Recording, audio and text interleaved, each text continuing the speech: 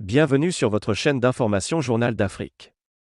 Si vous êtes nouveau, n'oubliez surtout pas de vous abonner pour ne plus rien manquer. Les choses ne s'arrangent pas entre la France et le Mali. Le dernier développement dans le pourrissement de leurs relations intervient le 14 mars 2022. Dans un communiqué repris par des sites d'information, notamment au Vajab, LLC, le collectif pour la défense des militaires, CDM, a donné un ultimatum très clair aux médias français, Radio France Internationale, RFI, et France 24 de quitter le Mali à la fin de ce mois de mars. Il est reproché à RFI d'avoir donné, dans une édition de ce lundi 24 mars, une information qui serait erronée sur des exactions supposées des forces armées du Mali, FAMA, sur des populations civiles peuples de la zone de Sofara. Serge Daniel n'est pas épargné par les critiques au Mali, photo web.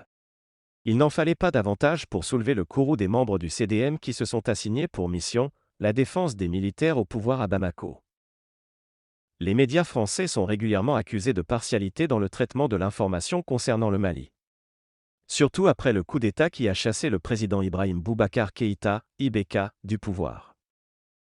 Le correspondant de RFI et de l'agence France Presse, AFP, le franco-béninois, Serge Daniel est régulièrement montré du doigt pour son traitement supposé déséquilibré de l'information.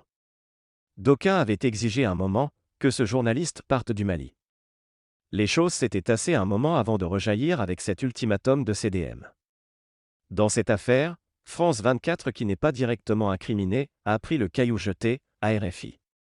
Le raidissement dans les relations Mali-France y est pour quelque chose. Les autorités militaires ont déjà obtenu le départ des forces françaises Barkhane et Takuba.